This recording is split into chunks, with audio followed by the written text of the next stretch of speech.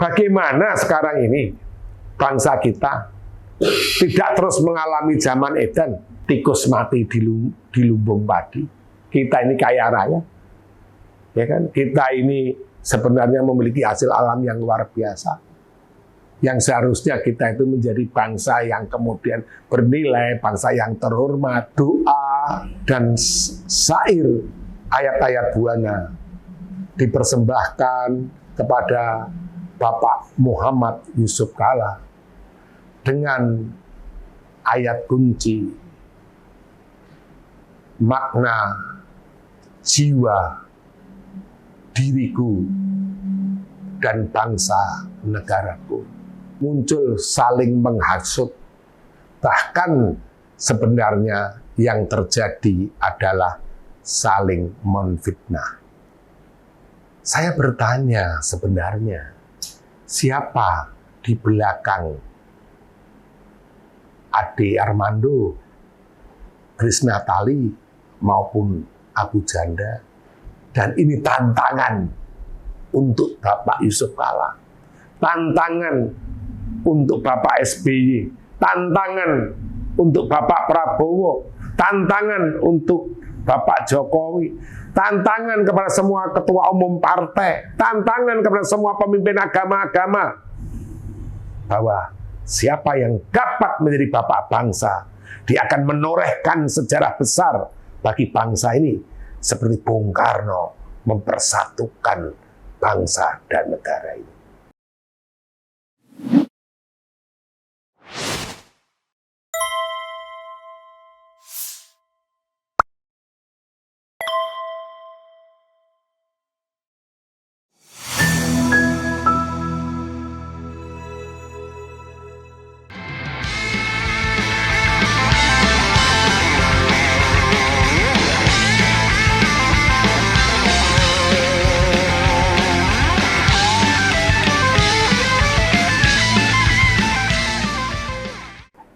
Ada bahasa bumi, Rahana Mahakarana, Rahana Janatara, Tuma Mihara Anatara.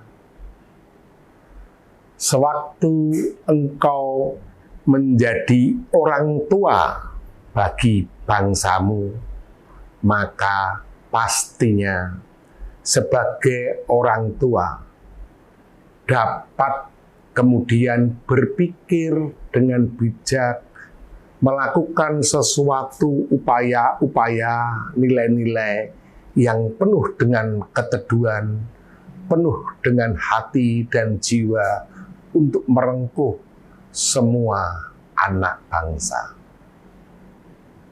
Pada kalimat ini dengan jelas bahwa kalau sekarang ini yang terjadi, banyak para tokoh bangsa yang belum bisa menghadirkan suatu keteduhan, menghadirkan suatu kebijakan, menghadirkan suatu upaya untuk kemudian bisa memberikan contoh yang baik, terutama pada generasi yang akan datang.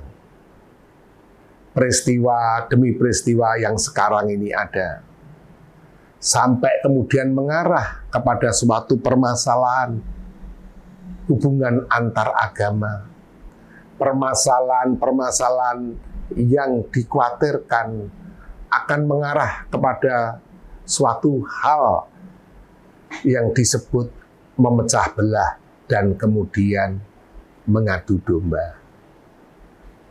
Maka sebenarnya harapan kami bahwa para beliau-beliau ini bisa kemudian mengerim apa yang kemudian menjadi niatnya. Berilah suatu pembelajaran yang baik, contoh yang baik, perilaku yang baik, kebijakan-kebijakan bukan hanya dalam suatu tutur kata, tetapi juga upaya-upaya yang kemudian sekarang ini ada. Yang kita pastinya khawatir, permasalahan ini akan terus dapat kemudian berkembang. Kalau kemudian Pak Din Samsudin melaporkan, maka terjadi pasti suatu permasalahan hukum di mana timbul pro dan kontra, di mana kemudian muncul saling menghasut, bahkan sebenarnya yang terjadi adalah saling menfitnah. Saya bertanya sebenarnya, siapa di belakang Ade Armando, Grace Natali, maupun Abu Janda? Kalau mereka adalah orang yang kemudian bijak, kalau mereka adalah orang-orang yang dipersiapkan untuk menjadi kebaikan dan contoh bagi generasi yang akan datang, pastinya kemudian tidak tega untuk melakukan suatu upaya-upaya yang menjatuhkan suatu kredibilitas, menjatuhkan nilai, menjatuhkan sesuatu hal yang bisa kemudian menjadikan segala sesuatu ini terus kemudian berkembang. Ini yang pastinya kita ada suatu kekhawatiran. Harapan saya pastinya para pemuka dan pemimpin agama-agama juga bisa kemudian meneduhkan situasi yang sekarang ini kemudian terus berkembang, carut-marut segala permasalahan yang terus kemudian ada dan sekarang sudah mulai menginjak pada suatu permasalahan antar agama dan mungkin juga antar suku, antar etnik. Permasalahan ini yang kemudian memerlukan hadirnya orang tua pada bangsa ini. Permasalahan ini yang kemudian memerlukan hadirnya para tokoh-tokoh bangsa. Permasalahan ini yang kemudian memerlukan pentingnya hadirnya bapak bangsa. Maka selalu ada suatu pertanyaan, siapa penerus perjuangan Gus Dur? Kita mencermati ya upaya-upaya damai yang sudah kemudian dilakukan oleh Pak Yusuf Kalla. Beliau pernah terlibat di permasalahan kerusuhan di Poso dan kemudian juga terlibat di permasalahan perdamaian di Aceh. Maka kita juga pastinya pengen mengetuk hati beliau sebagai orang yang kemudian bijak. Dan kita pun juga paham kalau misalnya Pak Yusuf Kalla sampai kemudian mengarahkan ataupun menyetujui usulan atau gagasan dari orang-orang dekatnya untuk membawa permasalahan pencemaran nama baik atau apapun itu ke ranah hukum, pastinya ini lebih banyak kepada memberikan suatu pembelajaran supaya kemudian menjadi jerah. Membicarakan Pak Yusuf Kalla mengingatkan saya pada suatu peristiwa sekitar tahun 2009. Saat itu kami ziarah ke makam Sultan Hasanuddin. Makam Sultan Hasanuddin itu terletak di makam para raja sultan kerajaan Goa di Jalan Palapikang, Kelurahan Katangka, Kecamatan Sumba Opu, Kabupaten Goa, Sulawesi Selatan. Makam beliau berbentuk punden berunda, bertingkat, terbuat dari batu padas dan batu bata yang ada 2 nisan di atasnya. Sultan Hasanuddin lahir tahun 1631, wafat tahun 1670, dan menjadi Raja Gua ke-16. Dan pada tahun 1973, beliau mendapatkan gelar diangkat sebagai pahlawan nasional karena perjuangannya, pengabdiannya, keberaniannya, pengorbanannya melawan penjajah Belanda. Pada saat kita di makam Sultan Hasanuddin, saat itu kita memberikan doa dan syair ayat-ayat buana. Maka pada saat yang baik ini, kita akan mempersembahkan doa dan syair ayat-ayat buana untuk orang yang kita hargai, orang yang kita hormati, yaitu Bapak Muhammad Yusuf Kalla. Doa dan syair ayat-ayat buana dipersembahkan kepada Bapak Muhammad Yusuf Kalla dengan ayat kunci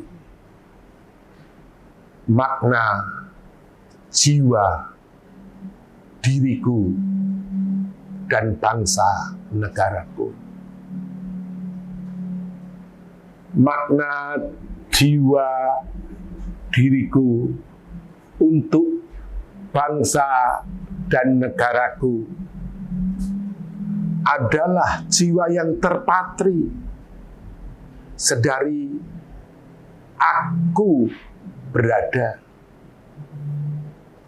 Artinya di setiap keberadaanku, dari aku kecil sampai kemudian remaja, pemuda, dewasa, dan sekarang bertumbuh menjadi orang tua, sampai kemudian kakek-kakek seperti ini,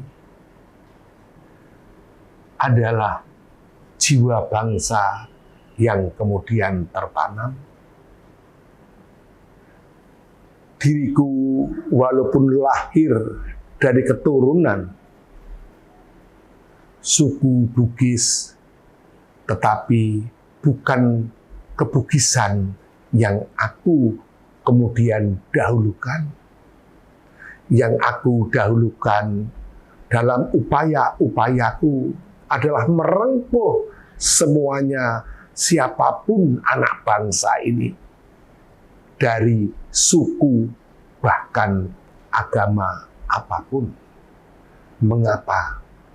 Karena aku berteduh pada bangsa dan negara ini.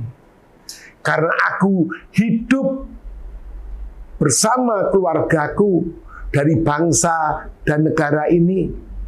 Karena aku bisa memiliki martabat serta kehormatan dari bangsa dan negara ini, maka akan aku persembahkan kepada bangsa dan negara ini sejarah hidupku, sejarah yang ingin selalu berupaya untuk kemudian menyatukan dan mendamaikan bangsa ini. Maka segala upaya, segala perbuatan yang baik, segala kemudian inisiatif, bahkan dalam hal memperjuangkan perdamaian, aku menempatkan diriku sebagai orang yang memahami segala sesuatunya. Aku menempatkan diriku sebagai orang tua mereka bersama. Dan aku menempatkan diriku sebagai orang dan anak bangsa yang satu dengan mereka. Marahana tara tuha rahana tara, jana rahana tara muha rahana tara tuka rahana tami. Ya Allah, kami sebagai suatu bangsa bersyukur karena di dalam proses perjalanan sejarah bangsa kami memiliki orang tua yang kemudian disebut dengan nama Yusuf Kala. Yusuf Kala dalam bahasa nilai yang lain adalah waktu dari suatu penyelesaian permasalahan. Sewaktu itu ternyata bukan hanya permasalahan ekonomi, tapi juga permasalahan yang timbul karena benturan atau kemudian konflik. Maka kami yakin bahwa sewaktu engkau memberikan suatu pelajaran, sewaktu engkau memberikan suatu pendidikan, sewaktu engkau kemudian ada suatu maksud untuk mengarahkan atau menerima gagasan usulan supaya untuk mempolisikan ataupun mempidanakan seseorang, maka sebenarnya di dalam hatimu yang ada tetap dasarnya adalah damai. Di dalam hatimu dan jiwamu yang ada dasarnya adalah cinta. Di dalam hatimu dan dirimu dasarnya adalah mereka, anak-anak bangsa. Tidak ada sebenarnya di dalam dirimu untuk kemudian mempidanakan mereka. Tidak ada upaya untuk kemudian memenjarakan mereka. Karena memang sebagai orang tua harus memberikan pendidikan yang kemudian baik dan tepat supaya bisa menjadi jera. Amin. Saudara-saudara, kalau kita sekarang ini mendengarkan apa yang menjadi nilai harapan, doa, ayat dan syair daripada Bapak Yusuf Kala, maka tergambar dan tersurat dengan jelas bahwa tujuan daripada mempolisikan dari saudara Ade Armando, Grace Natali maupun Abu Janda adalah memiliki tujuan baik di balik itu semua. Maka pastinya kami selalu berharap kepada siapapun, jangan kita sekarang ini ingin dikenal, ingin menang, tapi caranya dengan menginjak orang yang lainnya. Jangan kemudian kita menjadi orang nomor satu, tetapi caranya dengan menyingkirkan yang lainnya. Mari kita bersama-sama memiliki suatu karya. Mari kita bersama-sama memiliki suatu keterbuatan yang kemudian bermanfaat bagi banyak orang. Mari kita bersama-sama memiliki manfaat dan faedah untuk siapapun mereka. Bukan hal yang kemudian mesti besar, sampai kemudian hal-hal yang kecil dan sederhana. Tetapi dengan cinta kita, dengan harapan kita, dengan kasih kita, maka semuanya akan berkembang menjadi cinta, harapan, dan kasih bangsa yang sekarang ini mulai pudar. Ini yang saya khawatirkan, bahwa terjadi operasi kodok. Dan saya sendiri memiliki suatu komitmen. Selama bangsa ini belum bersatu, maka saya pun tidak akan berhenti untuk memberikan suatu pernyataan tentang operasi kodok. Operasi kodok ini jelas bahwa kalau dia kemudian ada hidup di dua alam, artinya dua kubu, berarti ada operasi ganda. Ada kemudian saling mempengaruhi, mengadu domba, membenturkan, mencemooh, merubah, istilahnya mengkodok segala sesuatu. Bahkan mungkin bisa saja ketika suatu pidato seseorang seperti Pak Yusuf Kalla kemudian dirubah atau dipotong, itu juga bisa kemudian dikatakan operasi kodok. Karena mengkodok, mengambil bagian kemudian merubahnya atau menggantinya. Nah, ini yang sekarang ini benar-benar kita khawatirkan. Dan ini bisa terjadi, operasi kodok. Sampai kemudian Pak Refli hampir saja kemudian kena operasi kodok dengan kemudian adu domba. Apa ciri yang sebenarnya dari operasi kodok? Memang di setiap kasus ada ciri yang berbeda. Tetapi ada sesuatu hal yang menjadi dampak yang sama, yaitu apa? Kegaduhan dan kemudian benturan. Itu yang kemudian terjadi. Saya mengulang lagi ya, kemarin kalau kemudian tidak hati-hati, maka Partai Nasdem pun kena operasi kodok. Maka dalam hal ini saya berharap bahwa Pak Yusuf Kalla tahu kapan maju, kapan menyerang, kapan berhenti, dan kapan mundur ke belakang. Karena ini menyangkut suatu strategi ketokohan. Saya ingin ada pembelajaran yang sudah dilakukan oleh Bapak Yusuf Kalla. Tetapi kita juga harus mencermati. Kalau kemudian menyerang terus, tanpa kemudian batasan, akan terjebak. Karena operasi kodok itu ada kemudian goalnya yang saya khawatirkan. Apa? Memperlemah,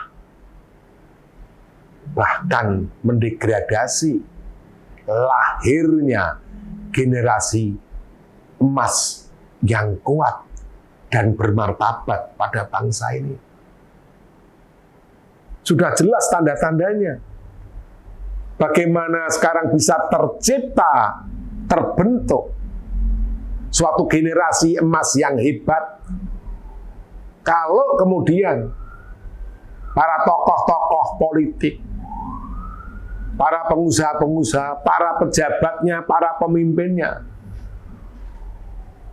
memberikan contoh,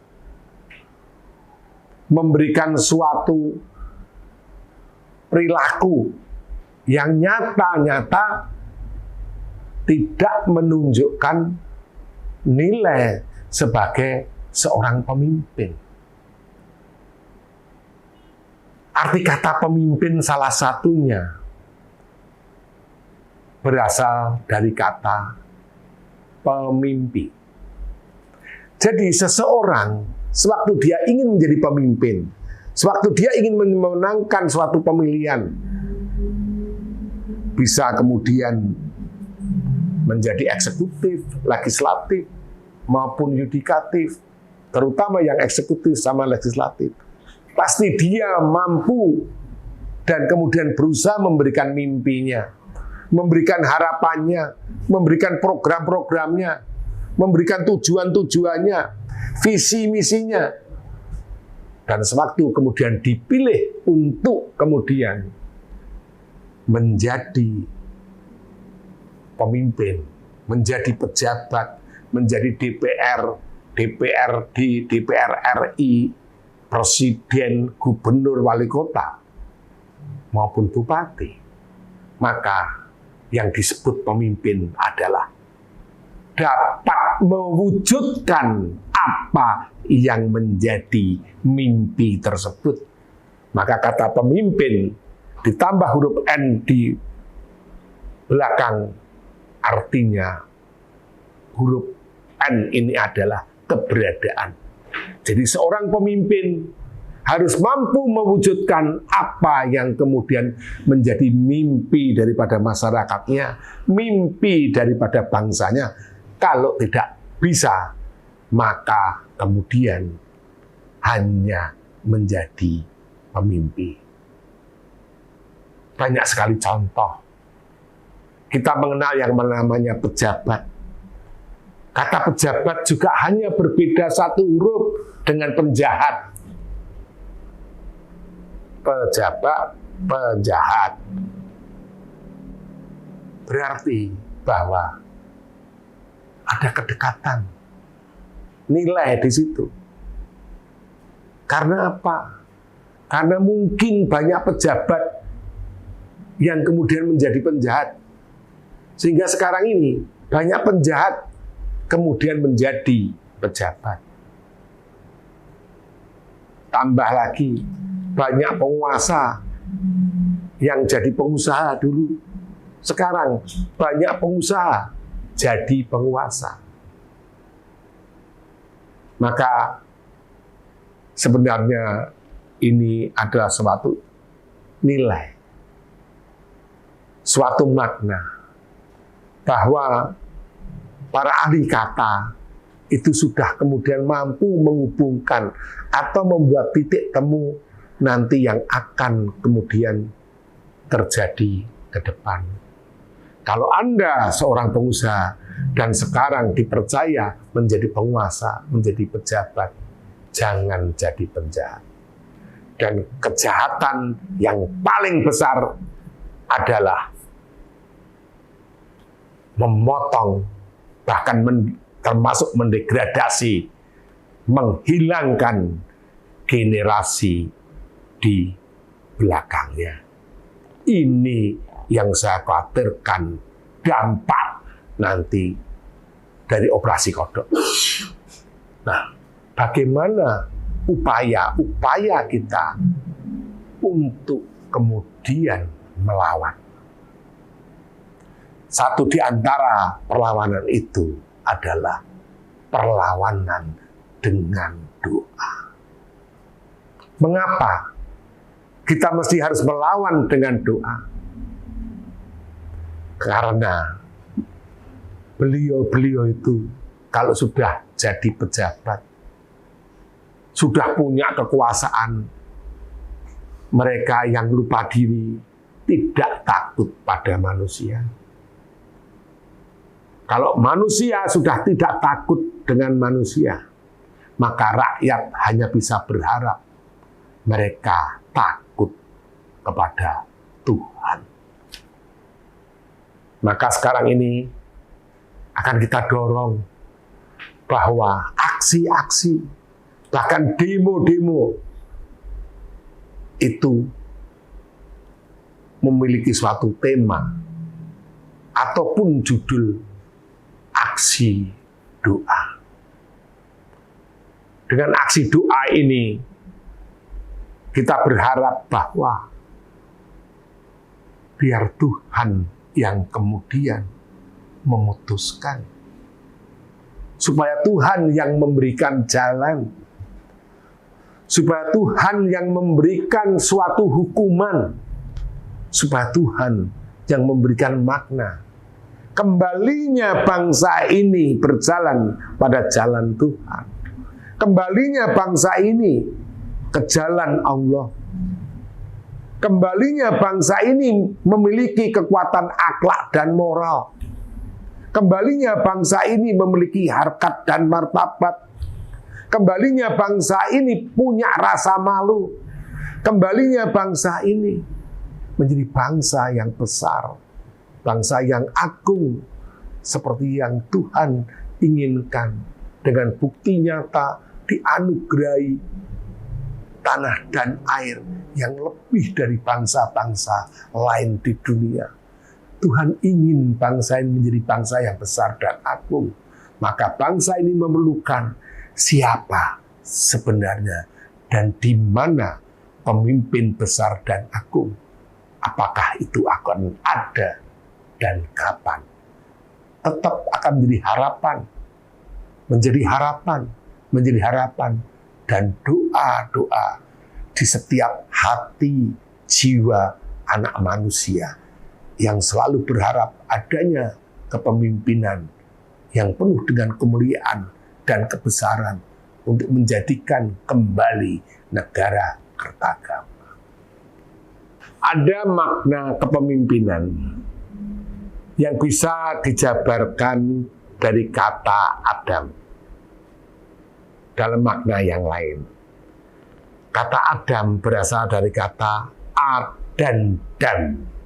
A itu artinya adalah di depan, atau mengedepankan, atau mengutamakan, atau bisa juga pemimpin.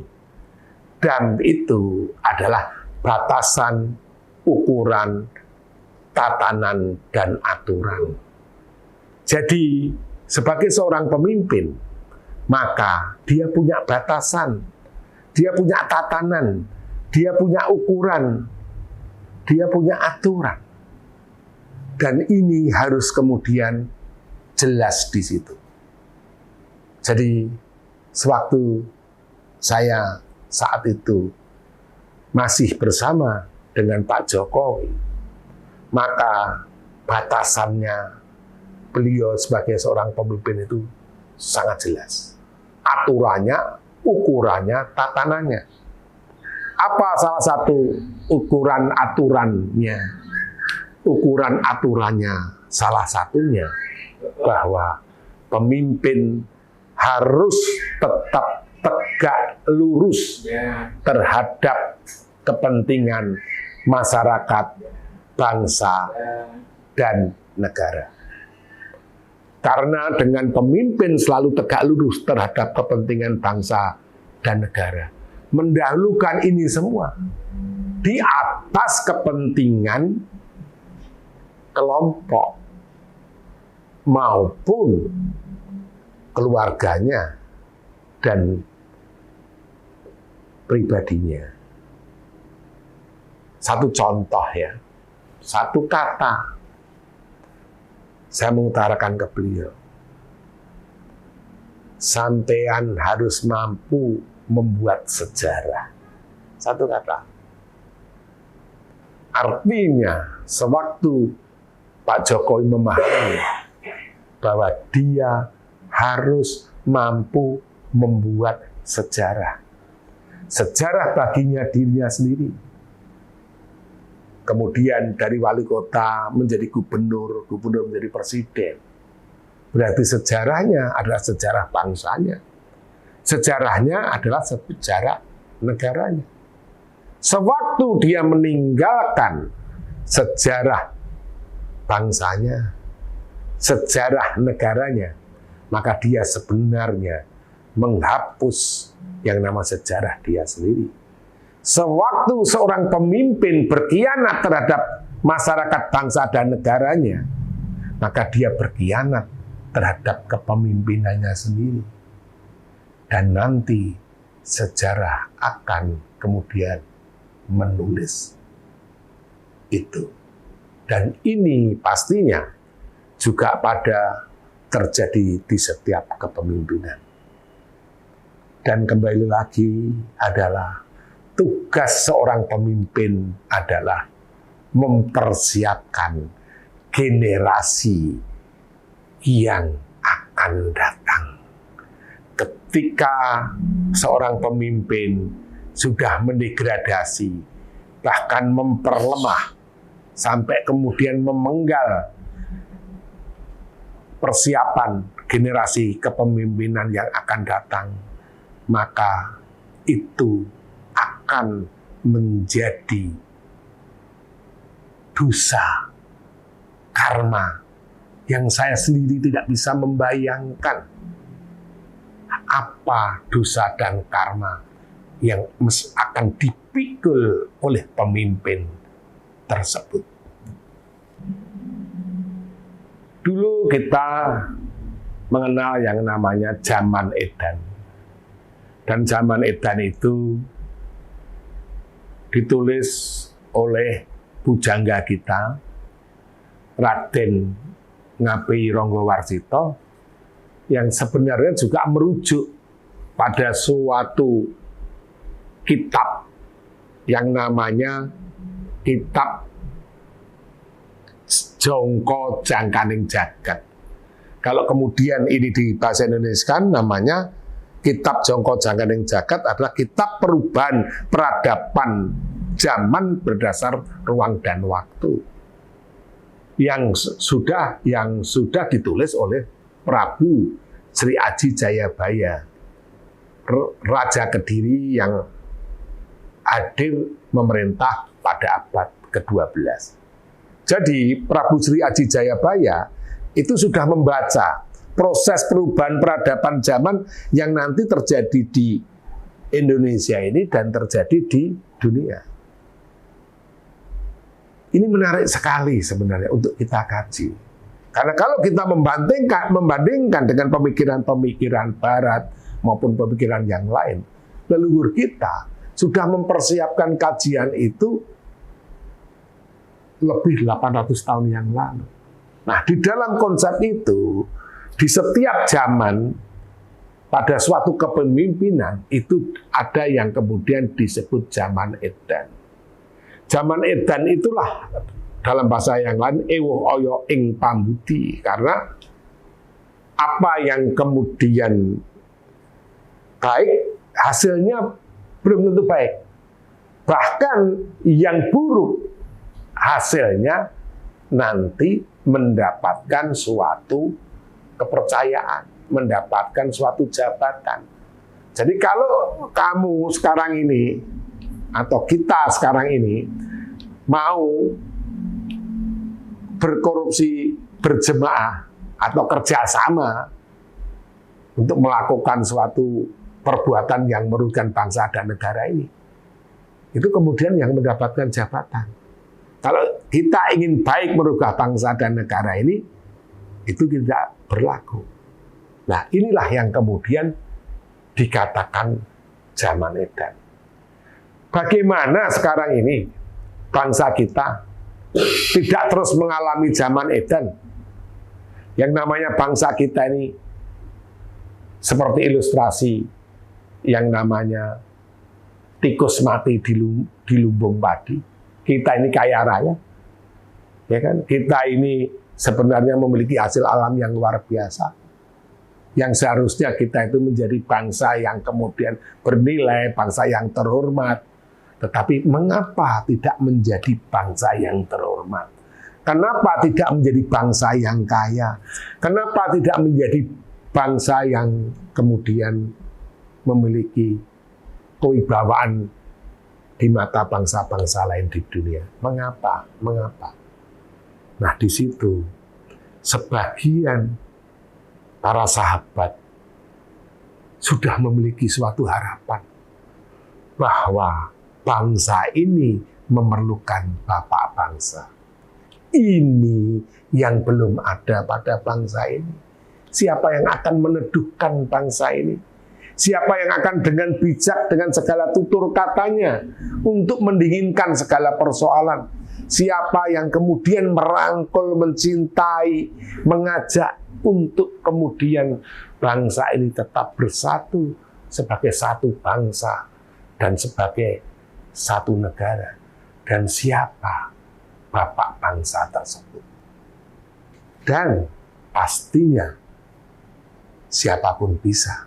Dan ini tantangan untuk Bapak Yusuf Kalla, tantangan untuk Bapak SBY, tantangan untuk Bapak Prabowo, tantangan untuk Bapak Jokowi, tantangan kepada semua ketua umum partai, tantangan kepada semua pemimpin agama-agama, bahwa siapa yang dapat menjadi bapak bangsa, dia akan menorehkan sejarah besar bagi bangsa ini.